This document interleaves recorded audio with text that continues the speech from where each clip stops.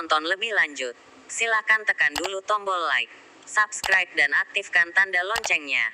Dan tetaplah di SBS Channel. Assalamualaikum Bang Sul. Waalaikumsalam. Apa kabar Bang Sul? Alhamdulillah sehat, Bang Sam. Nah, Bang Sul pasti udah baca berita hari Berita ini apa yang tuh? lagi viral kan? Berita Ronaldo. Oh sudah, dengan Dan Paul Pogba. Paul Iya. Pogba. Iya, soal minuman ya. Ronaldo hanya dengan menggeser Coca-Cola, Iya. botol Coca-Cola, kemudian dia angkat botol air mineral, ya, itu kita baca di berita Bang Sul, itu saham Coca-Cola Anjlok. langsung anjlok. Iya. Bahkan informasinya kita baca di berita itu Coca-Cola langsung rugi 4 juta US Iya, dollar. itu kalau dirupiahkan itu besar 4 juta itu. US dollar itu Iya. kalau di duit Iya. kitanya itu triliunan Iya, itu besar itu. jumlahnya. Hanya dengan menggeser, ya, dengan hanya menggeser. Tak ada ngomong dia. si Iya, apanya? betul. Si Ronaldo. Bayangkan kalau dia ngomong, coba. Geser ke kiri botol minuman Coca-Cola, kemudian Diangkat, diambil botol satu botol lagi air diangkat. mineral, Seakan dia mengajak, yuk minum ini. Artinya dia menawarkan yuk kita minum air mineral. Nah, langsung anjlok. Saya tak terbayangkan Bang Sul, kalau Ronaldo ngomong. Iya. Dia tidak hanya menggeser, tapi dia ngomong jangan minum ini. Nah, kita minum ini saja. Itu akan lebih anjlok lagi, lebih bahaya lagi. Tapi akan berlipat-lipat kerugian pasti perusahaan yang pasti itu. Diomongkannya itu. Nah, apa yang bisa kita ambil hikmah dari aksi yang dilakukan oleh Ronaldo secara spontan itu? Baik Bang Sam. Jadi apa yang dilakukan oleh Ronaldo dan Pogba ini pelajaran berharga bagi kita bangsa Indonesia khususnya. Pertama, Ronaldo menunjukkan sikap tegasnya bahwa walaupun dia tahu Coca-Cola ini adalah sponsor resmi Euro 2020, namun dia berani menunjukkan sikapnya tetap memilih air mineral. Yang kedua, ini kita lihat bagaimana pengaruhnya kalau seorang public figure berkata maupun berbuat. Kemudian yang ketiga, karena Ronaldo melakukan aksi menggeser, maka sekarang mari kita bergeser mencintai produk dalam negeri kita. Kemudian berbelanja pun mari kita rubah. Kalau sama ini kita berbelanja, yuk berbelanja ke warung tetangga. Katakanlah ini pelajaran berharga bagi kita, tadi Bang Sul sudah sebutkan bahwa saatnya kita mengikuti apa yang dilakukan oleh Ronaldo. Berani melakukan sesuatu, berani melakukan perubahan untuk sesuatu yang lebih baik. Betul. Katakanlah Ronaldo dia memilih mengkampanyekan air mineral itu adalah menurut dia itu lebih sehat. Nah, gitu. Nah, lalu mengapa itu sulit Bang Sul kita laksanakan di katakanlah di negara kita ya?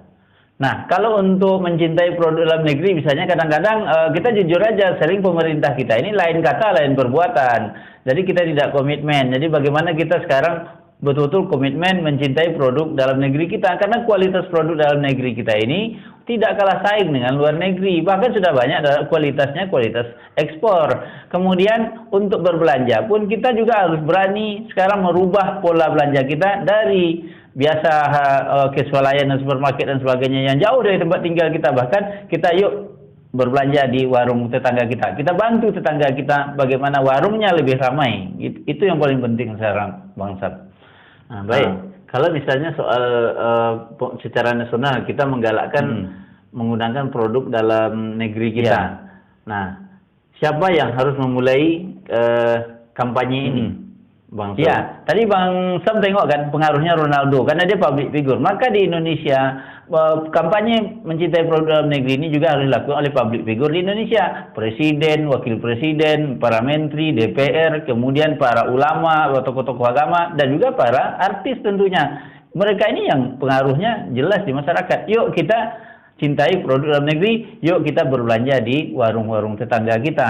Nah, ini akan jelas terasa perubahannya, terasa pergeserannya. Kemudian Bang Sul, kita mau melihat ada kampanye-kampanye berbelanja misalnya seperti Bang Sul sampaikan tadi, berbelanja di warung tetangga. Tetapi nampaknya sampai saat ini kampanye itu masih belum berhasil.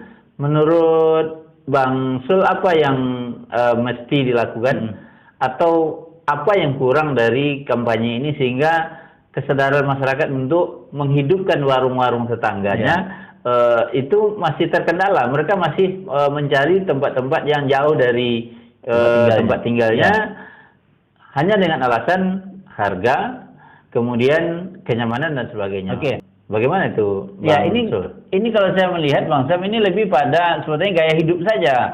Mereka menganggap lebih bergengsi berbelanja di supermarket sambil cuci mata dan sebagainya. Oh, tidak salah. Tapi sebetulnya kalau kita soal lebih murah atau lebih mahal, berbelanja di warung tetangga itu secara nilai yang kita peroleh itu lebih murah. Contoh, kalau nanti Bang Sam misalnya sakit, itu yang pertama datang menjenguk Bang Sam siapa? Bukan bos supermarket, bukan bos swalayan, tetapi pertama yang datang itu adalah tetangga kita. Yang pertama datang menjenguk adalah tetangga kita. Kalau kita ada musibah, kita ada acara di rumah dan sebagainya, kalau pertama misalnya bawa semua tetangga gerakan kita, ini terwujud, bukan artinya yang lain. masyarakat sudah berbelanja di warung-warung tetangga. Lalu bagaimana dengan misalnya supermarket yang ada di masing-masing daerah, terutama di kota-kota yang sudah berdiri, banyak swalayan-swalayan yang menawarkan produk-produk yang lebih banyak jumlahnya dan yang lebih variatif. Apakah itu nanti akan terancam, Bang Sul? Tidak, jadi jangan jangan dipersepsikan bahwa kampanye ini adalah kampanye membunuh swalayan. Bukan, swalayan itu tidak akan terganggu, mereka tidak akan mati. Mereka modal besar, kemudian jaringan luas, mereka tetap seperti biasa. Tapi dengan kita berubah pola belanja ke warung tetangga ini, tetangga kita akan terbantu, Bang Sam. Itu aja sebetulnya bedanya. Tidak akan mati. Jadi ini bukan kampanye membunuh swalayan, bukan. Jangan salah tafsirkan. Salah ini kita. Sekarang bagaimana warung-warung tetangga ini bisa tumbuh sejalan juga dengan tumbuhnya swalayan-swalayan. Gitu. Dialog kita ini sampai saya lupa mempersilakan Bang Sul untuk minum. Silakan Bang Sul minum air tehnya. Jadi edisi kali ini kita minum teh saja. Silakan Bang Sul. Oke, ini karena karena Bang Sam sodorkan teh, bagi saya nolak juga karena teh bagi saya kurang sehat. Sekarang saya punya madu yang kemarin saya beli dengan Bang Sam. Nah, sekarang ayo kita beralih minum madu. Madu lebih sehat, lebih berkhasiat untuk kesehatan kita, Bang Sam. Nah, ini saya beli dari Bang Sam kemarin nih. Madu nih, sehat. Baik, Bang Sul. Mudah-mudahan kita bisa merubah baik pola berbelanja, kemudian dalam sikap, dan juga termasuk dari terakhir Bang Sul sebutkan tentang bagaimana kita menjaga kesehatan kita.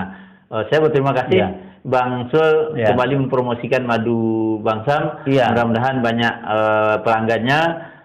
Ya, dan apalagi kalau Ronaldo yang ngangkat ini pasti banyak. Kalau kawan-kawan Bang Sul nanti mau beli madu, tidak usah ke tempat lain, ke tempat Bang Sam lah, karena kan sudah terjamin insyaallah kemurnian dan harga madu asli Riau. Nah, ini sekalian promosi nih Bang Sul. Boleh lah ya? Boleh promosi. Saya promosikan. Oke, Bang Sul.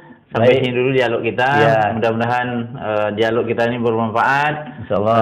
Kita terus mengasah pola berpikir kita sehingga semakin banyak informasi yang bisa kita peroleh dari dialog-dialog yang kita laksanakan.